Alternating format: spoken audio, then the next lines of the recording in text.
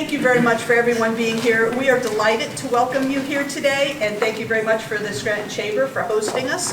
We really appreciate your generosity in hosting us here today.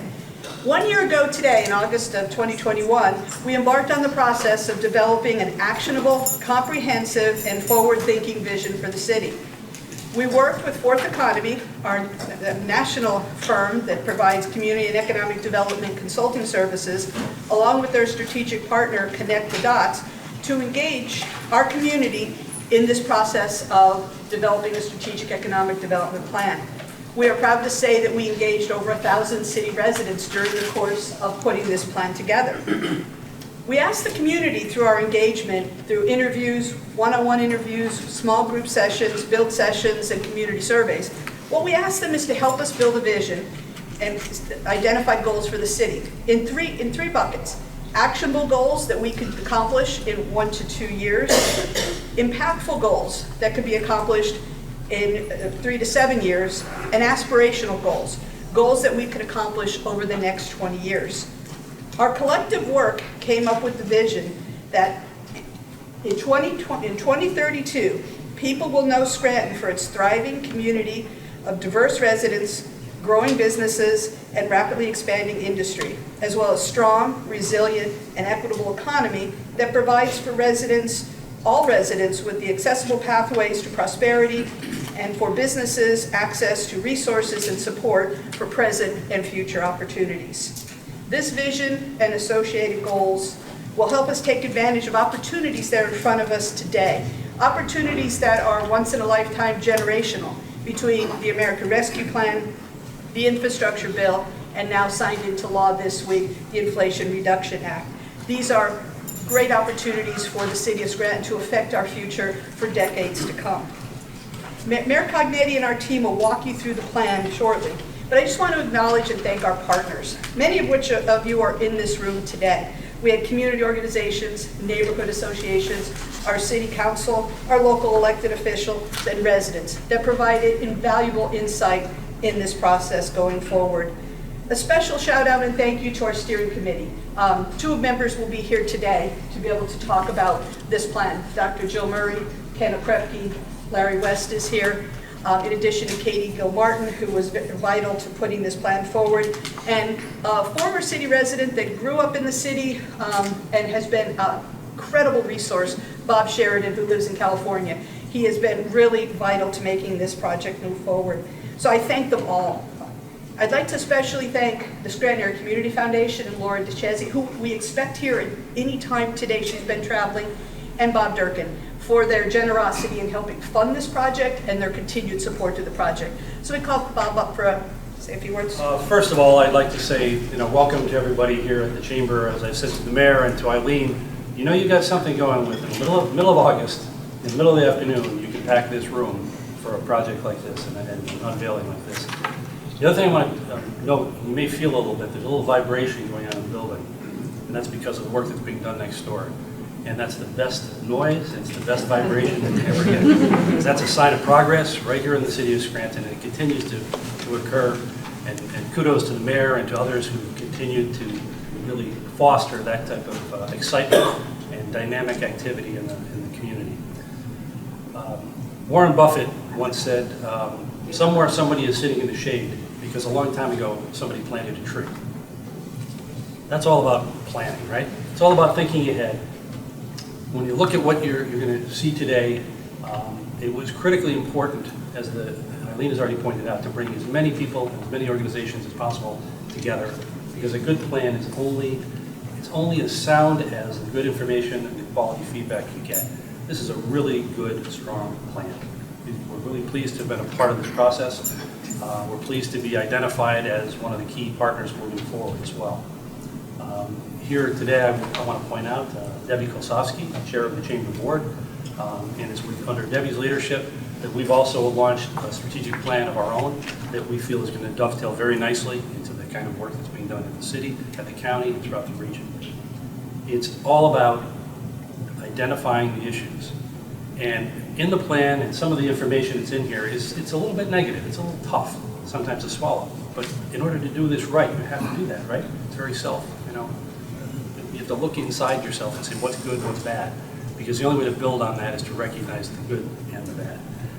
But I don't look at the bad or identify the things that may be perceived as bad as being the problem. No, they're the things we can build on, and this plan recognizes those and says, okay, let's know who we are and let's move forward.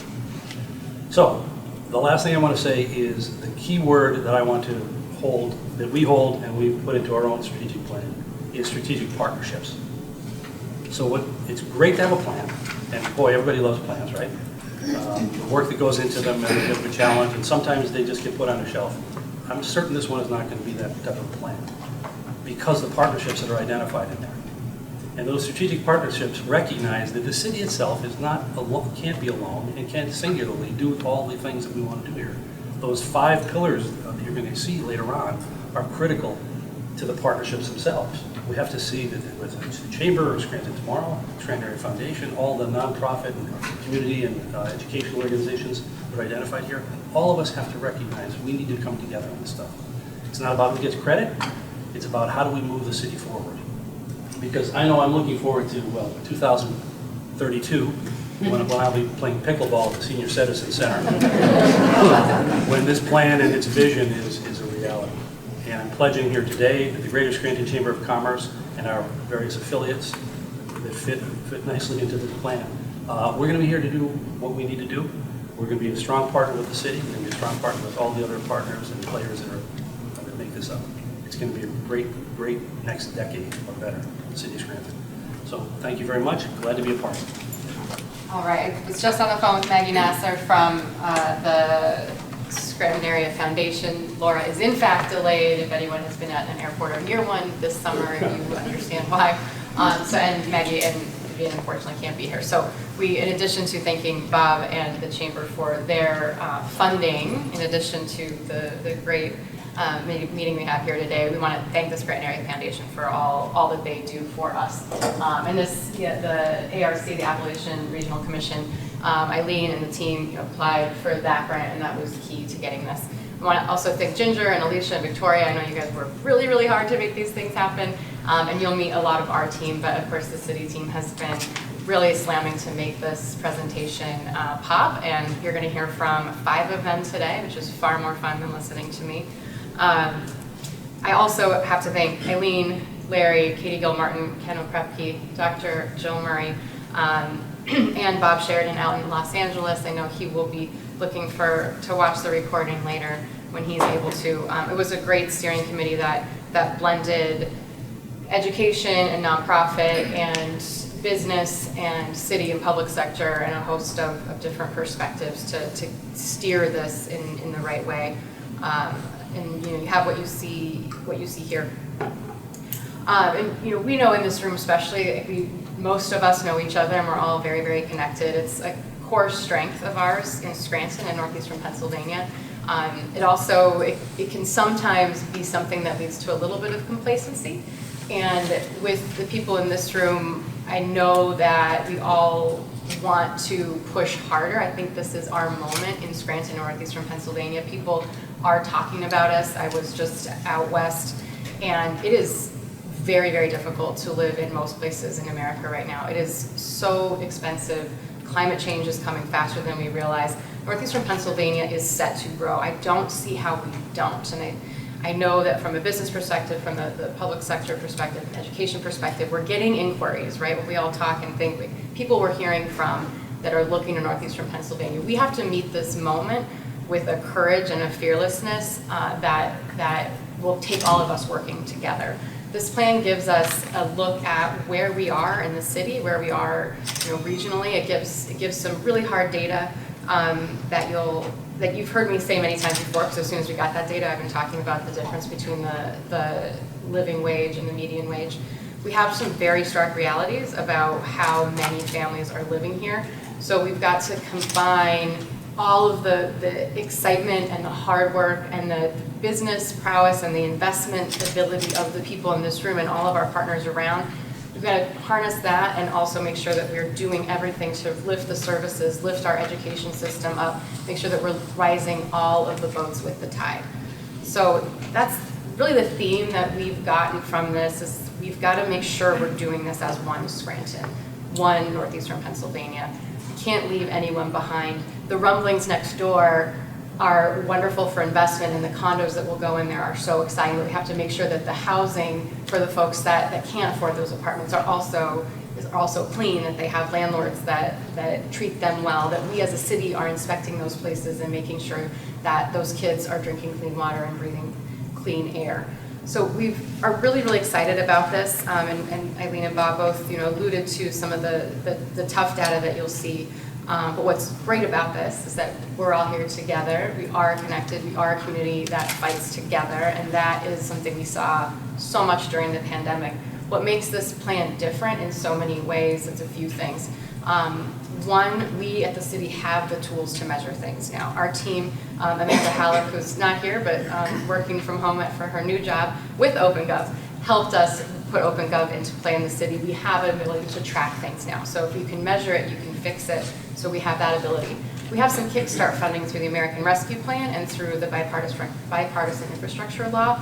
We'll be able to do some of these things that if it weren't for COVID, really, with that infusion of funding, we wouldn't be able to kickstart. So there's so many partners in this room that we're already working with. And I see Jesse there from NeighborWorks. We're working so much with NeighborWorks to fix some of these issues in housing especially. That wouldn't be possible without the partnership. It wouldn't be possible to know what we needed to fix without the measuring, and we have some funds to be able to kickstart it now.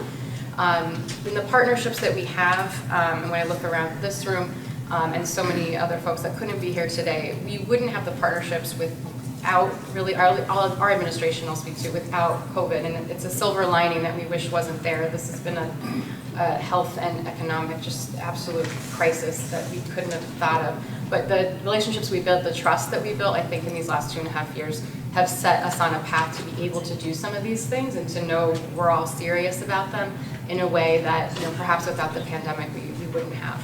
So those are the pieces that strike me as why this is different. Also the fact that we know that we've got plans. We have, see, I already blew it with the slides, guys, I'm sorry. There's a slide in here about plans that I'm going like ahead 40 slides. But we have a lot of plans that predate us. There's a bike study, there's a walkability study that was on its way, and now we're picking back up.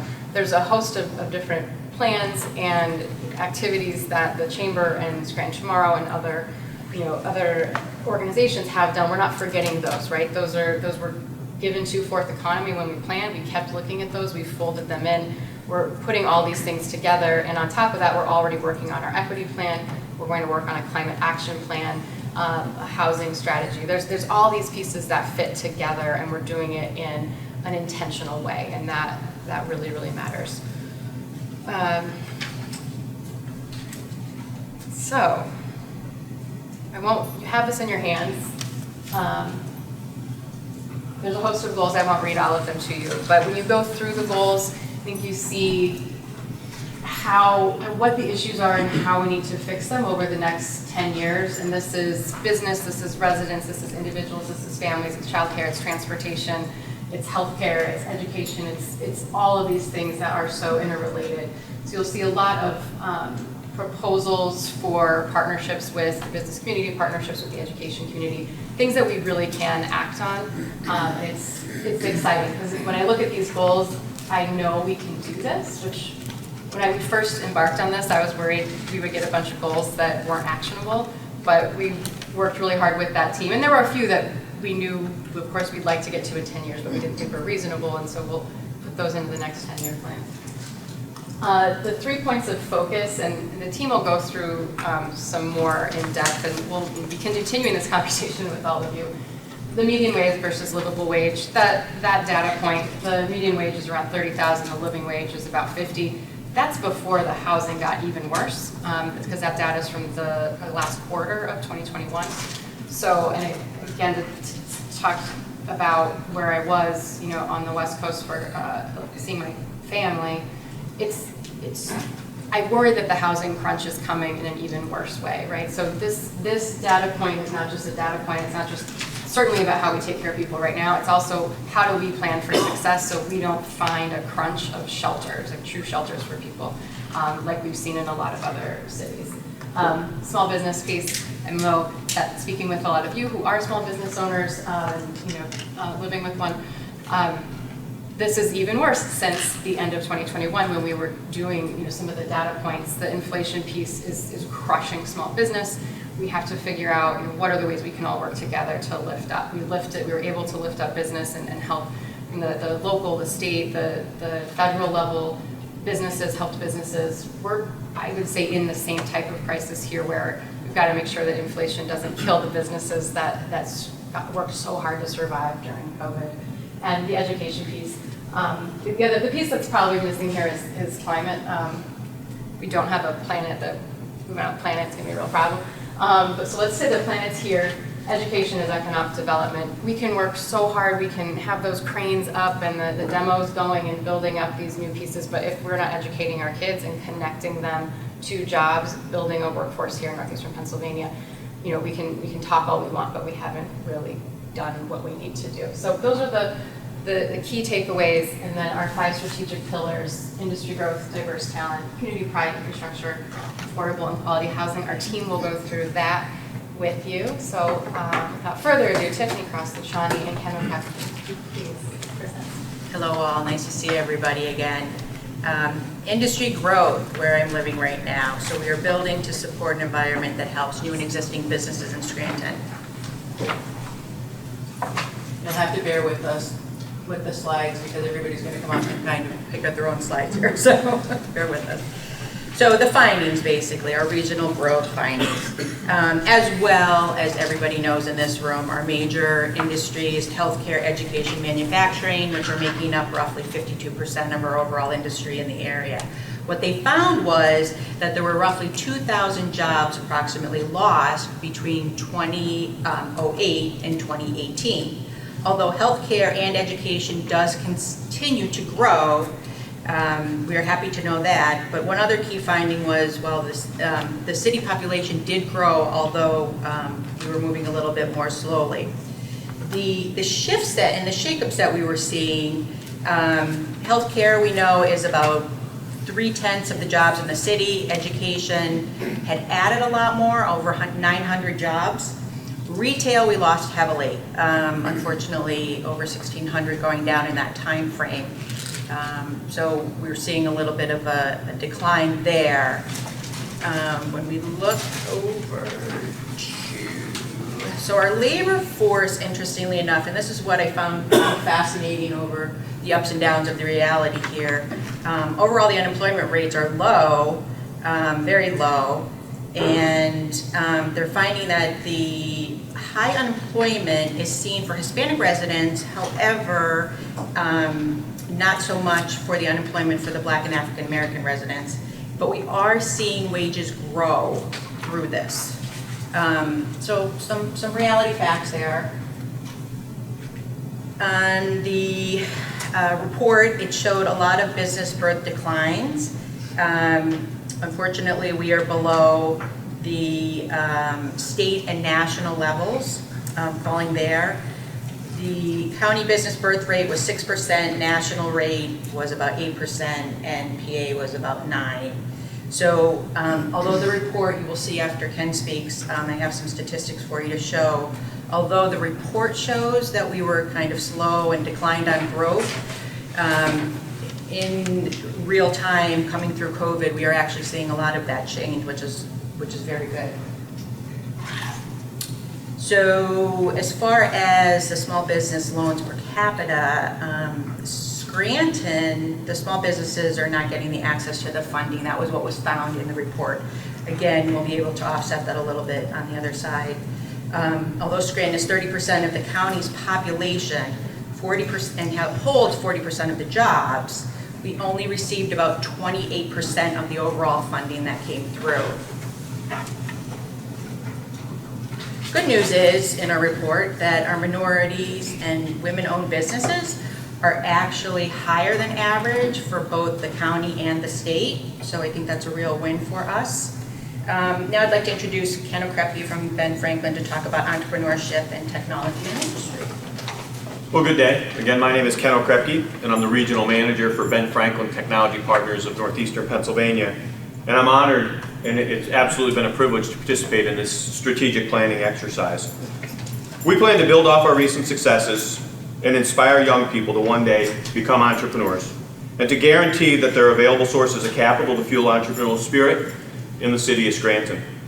Building off our successes, from an entrepreneurial perspective, we are blessed with assets that are poised to support those who want to pursue their dream of building their own company.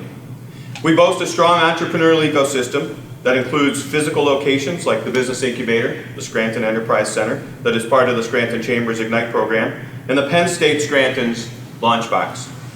Additional resources, partners, and providers include the Small Business Development Center located in the downtown, TechBridge's Business Plan Competition, and the University of Scranton, Lackawanna College, and Marywood University's entrepreneurship programs. And of course, Ben Franklin Technology Partners, my organization, where we can invest up to $450,000 in a technology company and follow that with an additional $500,000 in funding. The good news here is that we're not starting from scratch. Pat Sandone built a company called NetDriven to more than 100 employees in downtown Scranton, and he's now on to his second company, employing 3 people in the Scranton Enterprise Center. Jack Tye built a 1,500-person company called TMG Health, now a Cognizant company. And downtown is home to Signal Amp Health and Channel 8. Signal Amp Health's claim to fame is not only being one of the fastest growing healthcare companies in the Commonwealth of Pennsylvania, but the country. And Channel 8's omni-channel e-commerce solution is helping billion-dollar market cap companies like Allbirds sell shoes globally. Noble Biomaterials on Palm Street is an industry leader with more than 140 employees, putting silver on fiber. And this group of companies, along with others, have raised tens of millions of dollars, created thousands of jobs, all while building their companies here in the city of Scranton. This plan will help the city build upon its successes and support the next generation of entrepreneurs. We need to encourage young people to become entrepreneurs. We need to ensure that the next generation of young people in the Scranton School District see entrepreneurship as a viable opportunity. We need to give them the tools that entrepreneurs use to find customers and manage their finances, all in the effort to build the next generation of companies. We need our students to wake up each morning and believe their dreams of entrepreneurship are a very real opportunity in the city of Scranton. Today, we're planting the seeds of entrepreneurship in their minds so that years from now, our community can reap the benefits of job creation and wealth generation that will result from their future business ventures. We need to further develop inclusive and proactive mechanisms to outreach and programming, such as multilingual services, a mentorship program, and an incubator and accelerator program focused on minority entrepreneurship. Entrepreneurship needs to be a very real possibility for all community members and our citizens. As it relates to capital formation, in addition to Metro Action's financing for small businesses, the city is committed to explore using American Recovery Program funding to support entrepreneurial resources for historically underserved communities. We may also create a funding consortium to establish baseline economic analysis around the financing and the capital needs of small businesses. As a result, this consortium could support business creation and growth across all sectors: technology, hospitality, and retail. I'm certain we will leverage the Small Business Administration, NEPA Alliance, our financial institutions, the Scranton Chamber, community reinvestment dollars, the Scranton Area Community Foundation's Women in Philanthropy Program, and Ben Franklin Technology Partners, as collectively there is a significant opportunity to identify capital for entrepreneurs. And finally, we need to continue to leverage the fact that our entire downtown is a Keystone Innovation Zone. This program has driven more than $28 million to companies in our region, and annually has the potential to drive close to $100,000 into prospering technology companies. This strategic plan is about tangible outcomes and deliverables, and we will track results associated with expanding and aligning entrepreneurial training and support for young people, increase in low cost and free programming made available to existing new businesses. As it relates to the topic of diversity, equity, and inclusion, we will increase non-white participation in entrepreneurial training, investment, and mentorship programs that we expect will result in an increase in minority-owned businesses. And of course, we expect there to be an increase in the number of new businesses that start in the city of Scranton. As I close my thoughts on entrepreneurship, there are a series of strategic partners who are poised and committed to support job creation and economic prosperity by educating our young people and by providing resources to entrepreneurs so that we can turn their ideas into companies of the future, all working to move our great city forward. Whether a tech startup, a retail shop, or a hospitality venture, we need to make sure our young people and aspiring entrepreneurs know that we are poised and ready to support turning their dreams into our reality. Thank you. So this is my favorite part of it, our priorities and our metrics. So the priorities that we are breaking down, obviously, for business and industry are the additional resources that are going to be needed, regulatory efficiencies, and incentives. It's about promoting and investing in these small businesses, which we are looking to do. So some of the metrics that I can give you, which I'm very excited to explain, include new business startups, loan to grant programs, and our micro grants. So Tricia, who will be up after me, and myself are working with small businesses. Our micro grants program, which was initiated by Mayor Cognetti, that started in 2022, has already awarded 6 companies $5,000 each for brand new businesses starting up and just getting their business rolling. It's that seed capital that's needed for them to just take it and start moving down the way. We also have 2 that are in process right now, so that'll be a total of $40,000 just in that program alone that is given out. The other program that is very well vested in shows interest to our business community is our business loan to grant program. We have had over a 2-year period or year and a half period, over 50 companies come and inquire. There are a bit of regulatory restraints around it, so it's not quite as easy. However, in 21, we were able to give 4 businesses $335,000 for them to invest into their business. This program is a loan to grant. It starts as a loan. If they do the job creation, they are then allowed to be forgiven, and it is cash that's just vested right into their businesses. With those 4 businesses alone, we are looking at the creation of 9 new jobs created in the city of Scranton. In 2022, we have had 2 businesses, one of them being Pat Sandone, who Ken had mentioned before with the guide. He is looking to expand and be able to come through this process and build 4 of probably the many more new jobs created for him, along with Grow Brewing. So in this year alone, we've given $210,000 for 2022. And just yesterday, I received our underwriting acceptance for a new initiative coming into the city. A gentleman is bringing co-working space. He will be bringing 4 jobs over the next 2 years. And there will be additional funding there that will go under that program. So in total, in over a year and a half, we have approximately put in $725,000 right here into the downtown city area. So as we continue to follow our metrics and look at our programs and help these businesses spur forward, the city of Scranton has made great progress, and although we started the presentation, or my part of the presentation, kind of with the hard facts, I think the reality, and kudos to the team and Mayor Cognetti for allowing us to actually execute and move forward, and we're already moving down that road, which is excellent. So next up, to discuss diverse talent is Tricia Zelitis. In addition to industry growth key findings that Tiffany discussed, it is important to consider the live-work-commute dynamic that exists in Scranton. This slide reveals 35% of people living in Scranton work within the city. A majority of Scranton residents, 64%, work within 10 miles of their home. However, 20% of residents are long-distance commuters, commuting more than 50 miles for work. Many of those jobs occur within a 2-hour driving radius that includes Philadelphia, Bethlehem, Allentown, and New York City. As you see here, labor force participation rate is very low at 57%, about 3 points lower than the county and nearly 7 points lower than the US. Employers are having difficulty hiring across industries. While employers recognize the need to develop career pathways, immediate jobs is often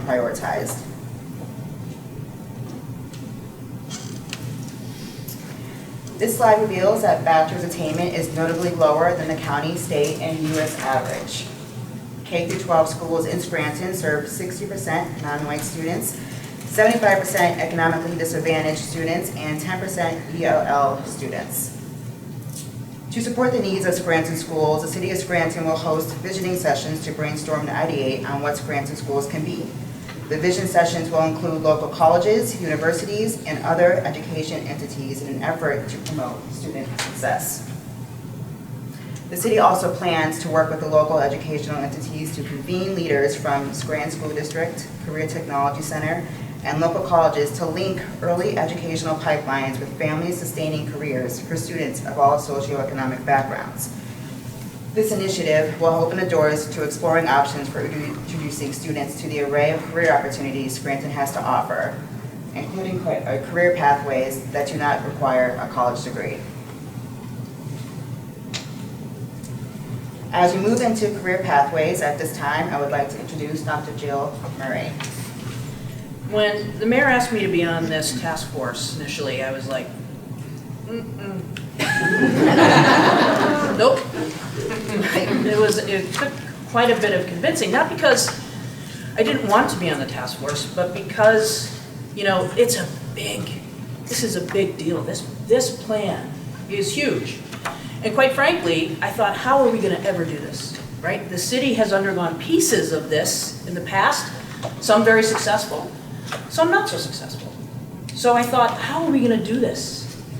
And as I started to go to the meetings, I was fascinated. Let me say there were some very spirited discussions. Let me say there were some very interesting conflicts and lots of incredible resolutions as we talked through different pieces of this plan. As I think we all know, the linchpin to a successful strategic economic development plan is education, the entire ecosystem of education, pre-K through 12, higher education, grad and post-grad. It is vital and essential that we understand that they're not each siloed, right? They're all connected. And as we started to work through the educational pieces, what was encouraging to me was that we had industry partners there. We had just about every sector represented, from healthcare to manufacturing, to logistics, to technology. Everyone, for the first time, I'm a lifelong Scrantonian with the exception of a couple of years, everyone rowing in the same direction. For the first time in my life, to see that was really, really, really encouraging. And I think, to the Scranton School District, you're not alone, right? You have a lot of people in your corner. And I think for us in higher education, you see the challenges we face every single day, right? The demographic cliff is coming. And we all need to be aware of how we can get students interested in the lifelong journey of education, because that's what's going to create economic opportunity. I think it's right that people are challenging the return on investment for any piece of education. But I am very concerned that saying that education isn't worth it, because it is. And it's dangerous long-term to think it's not. That the return on investment for your life, for industry, for education, for the ecosystem of what we're trying to do here in Scranton, it is critical that education be a continuing piece for everyone. We talked a lot about apprenticeships, not just at the college level, but in high school, and maybe earlier. We talked a lot about internships, which are different than apprenticeships. We talked about co-ops. We talked about giving students in elementary school and high school exposure to different industries and different businesses. They need to see what's out there. To think about healthcare as two pathways, doctor or nurse, is so limiting for people and for students, and intimidating if you're coming from families that don't understand or don't have access to what those pathways mean. We talked about high school pathways in different realms of education and the ecosystem for high school students. They need to see it. They need to experience it. You know, high school, for many of us, I'm a proud product of the Scranton Public Schools, right? I believe in public school, for sure. But I wasn't exposed to what's out there. And I think students today are not. We're so busy trying to make sure we're, you know, reaching all of these competencies and making sure that they can do math, reading, English, which is great. But we also talked about career preparedness. Students really need to be exposed from the life of the ecosystem to what's possible and what's out there. It gives you hope. Families don't know, right? And that's what we talked about. That's what this committee was really about. How do we get the community behind these educational pathways and behind what education means, that your tax dollars are making a difference. It doesn't always seem that way, but they are. We need to believe in the Scranton Public Schools, and we need to support it. We need to support the teachers, we need to support the administrators, and we all need, it's all of our collective responsibility to make sure that this goes forward successfully. And that translates to success in higher education. I think it's important that we also focus on pre-K. Those are really important years for us, right? Those pre-K years, the connection between pre-K and the educational pathways of K through 12 are critical. So we didn't leave anything out. We touched on everything. And I think our goal with this plan is to make Scranton as much an education destination as anything else. We need to be an education destination for the ecosystem, for pre-K through 12, for higher education, for graduate school, and for post-grad. That's exciting. And guess what? All attainable, all achievable, all doable. So overall, our strategic priorities include establishing resources for local businesses and organizations to implement wraparound services for employees that include flexible scheduling, childcare, transportation, sick care, and other support services. An increase in educational outcomes, increase in enrollment in training programs connected to target industries, decrease in number of days positions remain unfilled, and an increase in number of families earning above a living wage. At this time, I would like to welcome Kelly Krasik. Thank you, everyone. Thank you, Tricia. So today I'm going to be speaking on community pride and neighborhood reinvestment. So taking a look at the three key findings here, we have disconnected youth, city equity, and community engagement, and I will be expanding upon those in the next couple of slides. So there are 2,500 disconnected youth in the county. So this is 16 to 24-year-olds who are not in school and not currently working. This number was taken in 2019 and it is expected to rise because of the pandemic. To combat this, the city and the Scranton Area Community Foundation has partnered to develop and work on NEPA Thrives. The mission of NEPA Thrives is to guide and connect residents in need of employment to different job training programs and supportive services. This is funded by ARPA, and the city committed $500,000 to help fund this program. The city and the Scranton Area Community Foundation has entered into a collaboration to create the city equity plan. The city is working on an internal equity plan as well for city employees to gain a deeper understanding of diversity, equity, and inclusion. The goal is to promote diversity, equity, and inclusion, and to give residents a sense of belonging in the city. We also want to continue to bring together different community partners and organizations. The Scranton Area Community Foundation is currently working on an equity commission, and a survey was already sent out to city employees and the community. Kind of expanding upon this, the city has implemented translation and interpretation services, and this is citywide.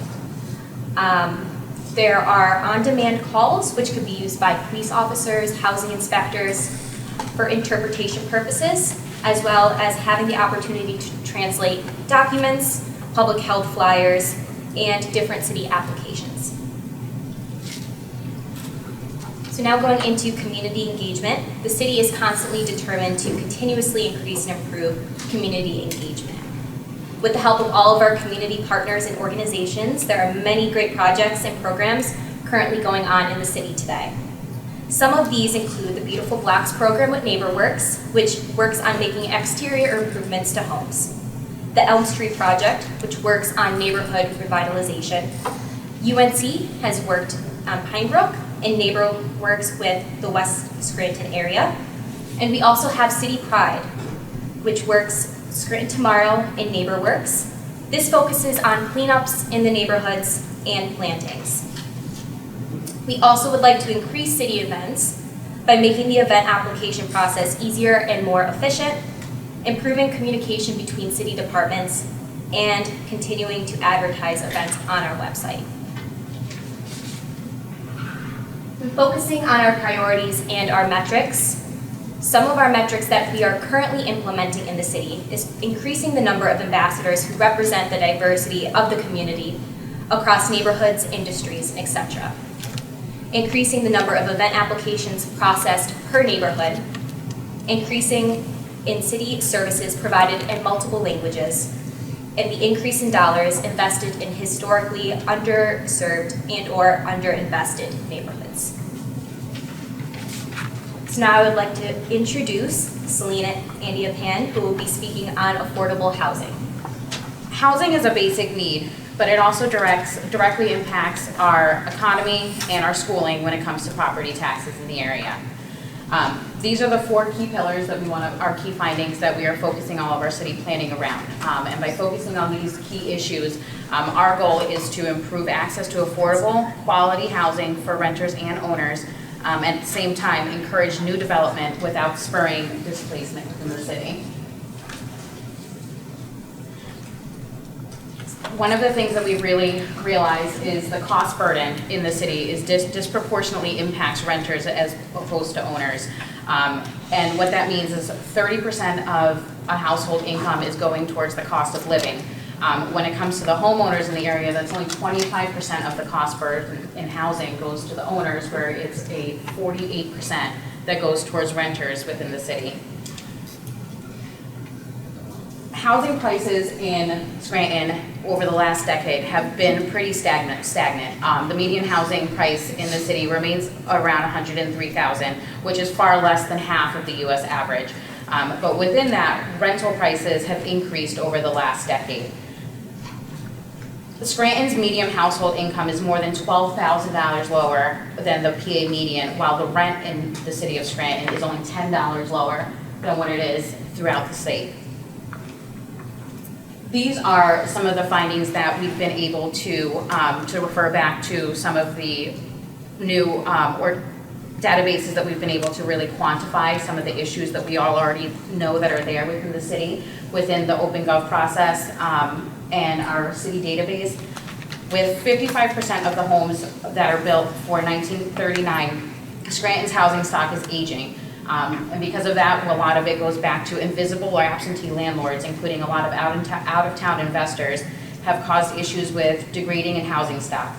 Our code enforcement team has been able to see that 7.4% of the code enforcement cases are for dangerous structures within the city.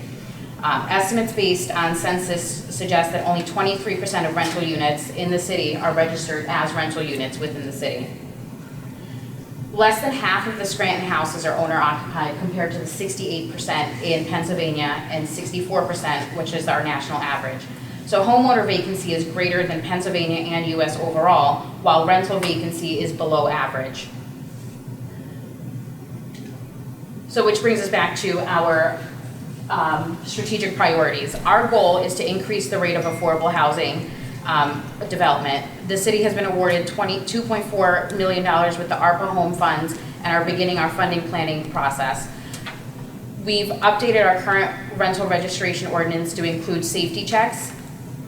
Through updating the rental registration ordinance and implementing safety checks, we will hopefully decrease property violations within the city. And then we've also been partnered with NeighborWorks for quite some time. They're one of our key partners with our home buyer program, and since 2020, we've assist with 25, we've issued 25 home buyer home funds to assist with home buying funds. So we can also continue to promote the LERTA program for new construction and additions to homes. Just this year so far, we've issued 13 LERTAs. We've just begun the pilot for the front door project with UNC, which the goal for that is to replace doors for security and to reduce blight within that area. The ARPA home rehab funding for lead and asbestos and abatement, we're going to issue nearly $1.4 million to assist with that. And then working with the Housing Coalition to develop a tenant support group, because as we can see, like, tenants are a majority of the residents within this area, so giving them more of a voice is key. With that being said, I'm going to turn it over to our city planner, Craig, for infrastructure. Our infrastructure in the city of Scranton is vital to support all of our initiatives that we've talked about so far. In order to help connect and equip all of our residents, our employees, those who play here and study here. So, Scranton's biggest asset, without a doubt, has to be our location. We are a prime location, 2 hours away from New York City and 2 hours away from Philadelphia. As well, we are only a day's drive away from a third of the United States population. In addition, we have great connectivity given our access to major corridors along the interstates, our international airport, our freight rail system, and our intercity bus passage service. In addition to that as our major asset, we also have a historic downtown, which most cities have historically demolished their downtowns from our old historic buildings, but Scranton maintains over 100 existing landmarks that are on the National Register. In addition, we also have over 30 parks in our city, which is almost the most of most Pennsylvania cities.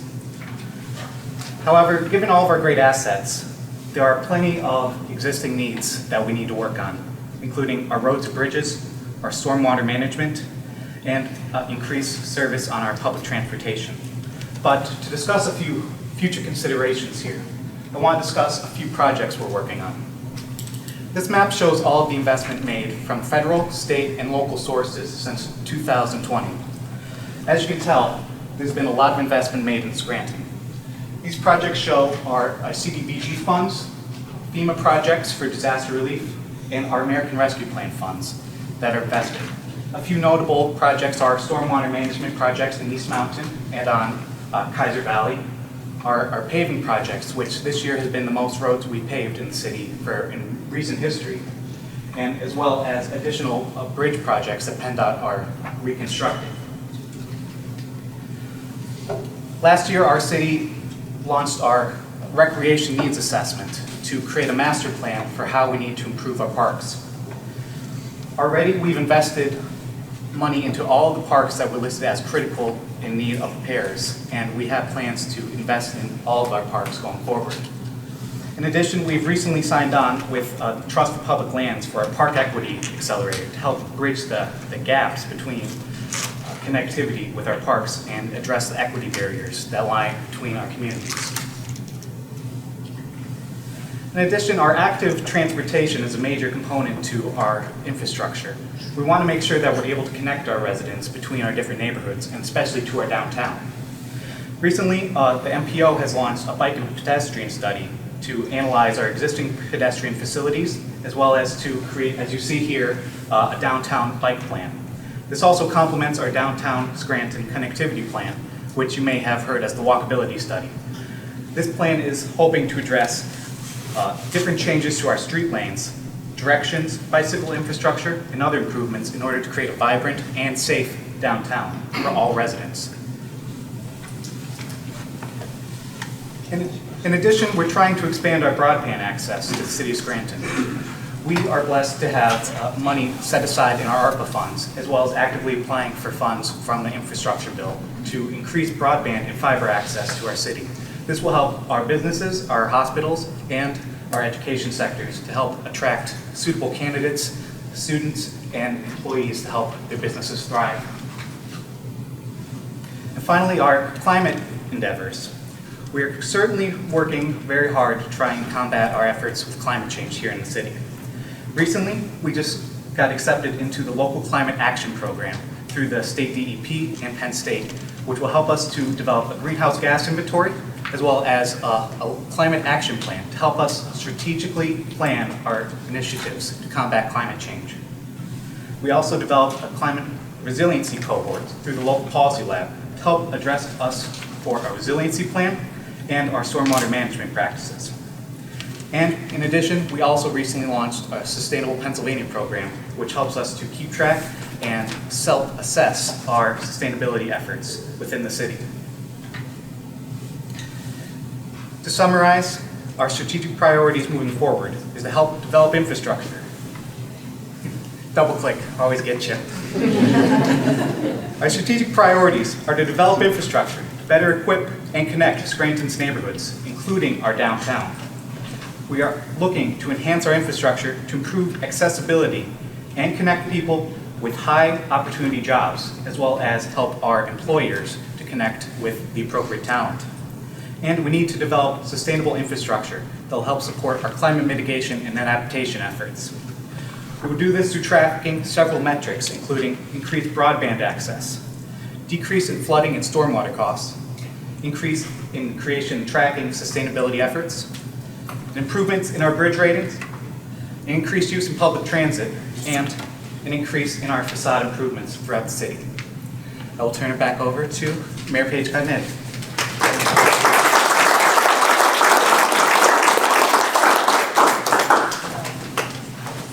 Talk about talent pipelines. The city of Scranton has become a place that really, really talented people want to work. Thank you guys. I was looking through my PowerPoint or our booklet trying to find this slide. Craig made this slide, I believe. Right? Did you make this map? Yeah, this. It looks like we paid somebody a lot of money to make this slide, but Craig, our assistant city planner, made this slide. So this is awesome, Craig. Thank you. We are so indebted to you for your ability to do this, our whole team for your ability to take data first. We can't do any of this if we don't measure it. So without you guys helping us and without the tools that we put in place, the team we put in place, we really can't do it, can't get where we need to get. So I know you guys, thank you, especially those standing. You've been standing for a long time. We could go all day long, as you know. Jeff Horvath's back there. He knows we could go talk all day long about this. We won't do that though. So in addition to all of these plans, the climate pieces that we talked about are really, really important. The Park Equity Accelerator, these programs that we're getting invited to are really, really exciting, right? We talk about metrics. Those aren't on there, but the things that we keep getting invited to as a city, as your organizations are getting invited to. And I realize one of the slides that's missing is that some of the press that we've gotten lately, the Scranton is Forbes' top 10 cities to buy a home. Yahoo 11 best cities to retire on $2,500 a month. Realtor Online middle class Mecca. We're one of the middle class Meccas. And U.S. News and World Report 10 affordable places to retire. So these are the types of things that we want. We want to be out there. We want people to know that we're here. Bob's been working hard for so long to pull these things in, and we're adding on to all the good work that you all have done. But I think that this really is our moment in so many different ways. For a host of reasons, but I know we all feel it in this room, and we have the tools now to do it, and it's because of all of the collaboration in this room, and for those that can't be here. It's for City Council working with us, it's for the school board, for everybody that's giving their time to public service. That is a huge piece of this. So I want to make sure that we're also encouraging people to go into public service as well. We talk about talent pipelines. They don't pay a lot in public service, but we need people to run for office too and help us get over the line on some of these things. So this really is our moment. If we work together as one, if we make sure that we're always, every single day, making sure that our efforts are lifting everyone up together, I think we can meet these goals and we can meet this moment that we're in where people are looking here, they want to move here, they want to come here, they want to go to school here. When I tell people that we have 5 colleges, universities right in our footprint, I mean, they're shocked by that. That just doesn't happen everywhere. When I talk to people about the housing crisis, people are going to come here. We need to be ready to welcome them and make sure that we do it all as one city, one community, one region. So thank you all so much. I know it's been a little bit long. We deeply, deeply appreciate your support, and we look forward to working with you together on this plan and all of our efforts moving forward.